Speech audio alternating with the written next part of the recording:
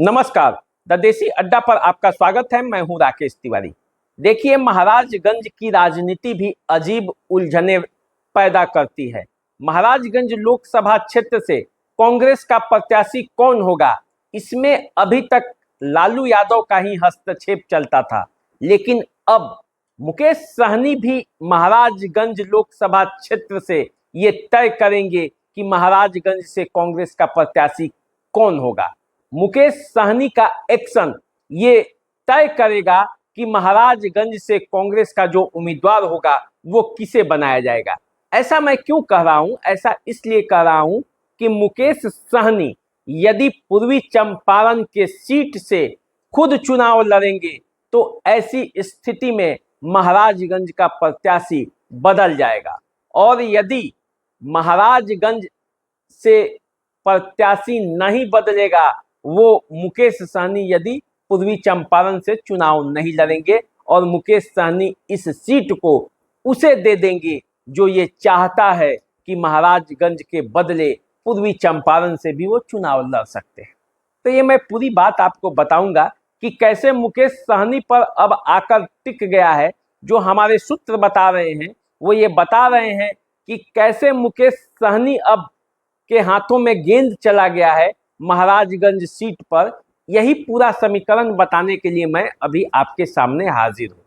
तो ये पूरा समीकरण जो है वो इस तरह से है कि महाराजगंज लोकसभा क्षेत्र से पहले दो नामों पर आकर सहमति बन रही थी। एक तो पहला नाम अरुण कुमार का आकर रुका था यहाँ पे कि अरुण कुमार महाराजगंज से प्रत्याशी होंगे, और अखिलेश प्रसाद सिंह जो कांग्रेस के प्रदेश अध्यक्ष हैं, उनके पुत्र आकाश कुमार सिंह या तो पश्चिमी चंपारण से चुनावी मैदान में उतरेंगे या पूर्वी चंपारण से। लेकिन अब जो मामला सामने आ रहा है, पश्चिमी चंपारण से शाश्वत केदार पांडे के अलावे आरएस तिवारी का नाम बहुत तेजी से आगे बढ़ा है। पश्चिमी चंपारण में एक ब्राह्मण को भी टिकट कांग्रेस को देना है, तो ऐसी स्थिति में वहीं उसको प्रत्याशी समझ में आ रहा है, वहीं एक उम्मीदवार है भी। तो पूर्वी चंपारण जो सीट है, यहाँ से अखिलेश प्रसाद सिंह के पुत्र आकाश कुमार सिंह के लिए संभावनाएं बचती हैं। तो ऐसी स्थिति में ऐसा माना जा रहा था कि पूर्वी चंपारण के सीट पर जो मुकेश सहनी है वे आकाश कुमार सिंह को चुनावी मैदान में उतार सकते हैं।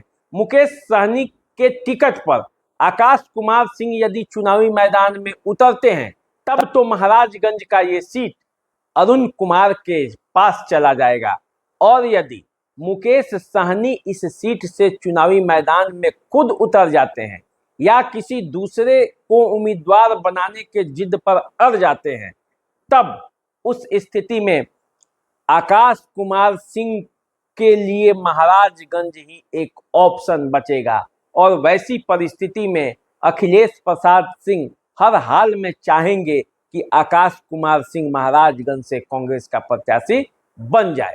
इसमें वे लालू यादव का भी सहयोग प्राप्त कर सकते हैं।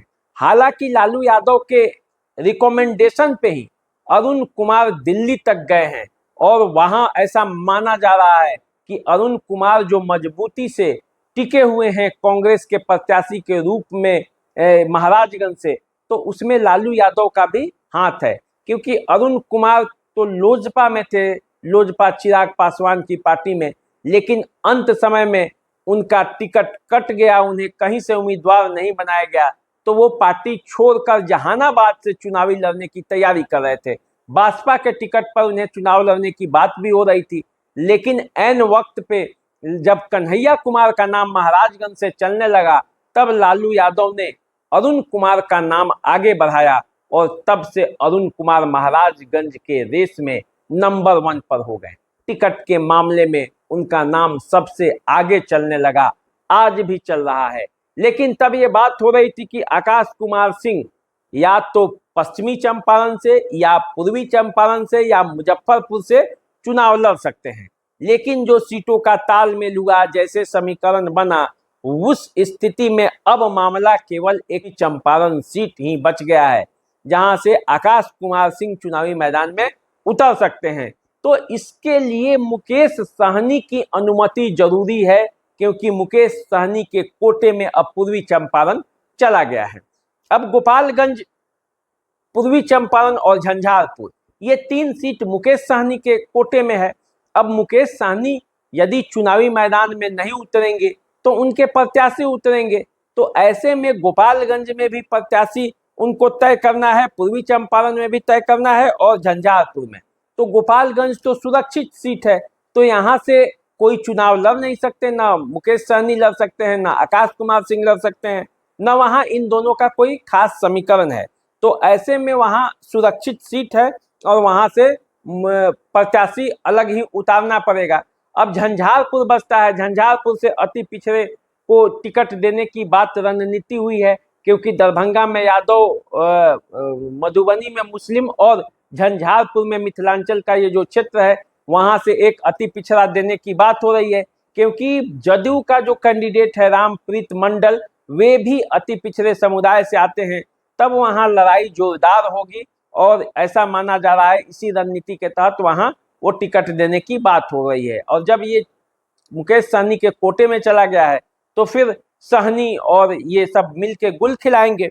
तो महाराजगंज को लेकर यदि हम लोग बात करते हैं तो महाराजगंज की अब पूरी जो पृष्ठभूमि है वो पूर्वी चंपारण पर टिकी हुई है, क्योंकि अखिलेश प्रसाद सिंह के बारे में ऐसा माना जा रहा है कि वो हर कीमत पर अपने पुत्र को चुनावी मैदान में उतारना चाहते हैं, और यदि उनको वहां सीट नहीं मिलेगा तो महाराजगंज पर भी उनकी नजर है। सबसे पहले आकाश कुमार सिंह का ही नाम सामने आया था, तो ऐसी परिस्थिति में मामला फंस सकता है। इसीलिए ये जो तमाम घालमेल चल रहा है सीटों पर, इसीलिए अब तक कांग्रेस निर्णय लेने की स्थिति में नहीं है, और 3 सीटों के बाद जिन 6 सीटों का घोषणा करना है उन सब पर कांग्रेस फंसी फंसी सी महसूस कर रही है। नाम घोषणा करने में भी उसे इसी कारण से विलंब हो रहा है, क्योंकि अन्य सीटों का भी समीकरण उसे देखना है। तो चलिए आगे क्या होता है। पल पल बदलती राजनीति में महाराजगंज कहाँ जाता है, कहाँ वहाँ की राजनीति जाती है और कौन उम्मीदवार होता है। मुकेश सहनी यदि मान जाते हैं तो महाराजगंज से उम्मीदवार बदल जाएगा। ऐसे जो उहापोह की स्थिति है उसमें कई नाम बीच बीच में चलने लगते हैं, कांग्रेस के तरफ से कई नाम आने लगते हैं।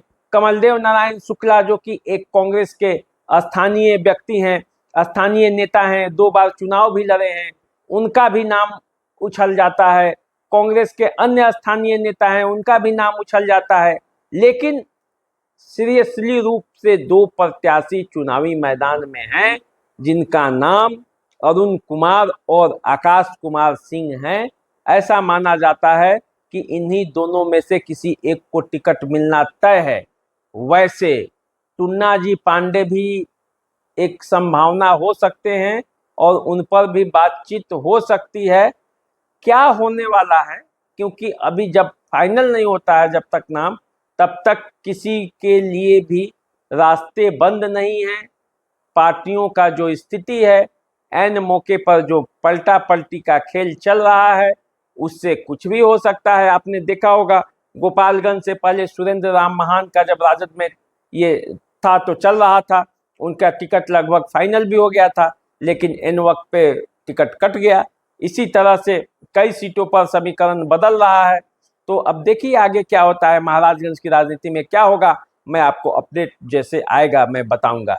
फिलहाल मुझे दीजिए इजाजत। चैनल को सब्सक्राइब कीजिए, फेसबुक इंस्टाग्राम पे हमें फॉलो कीजिए। नमस्कार।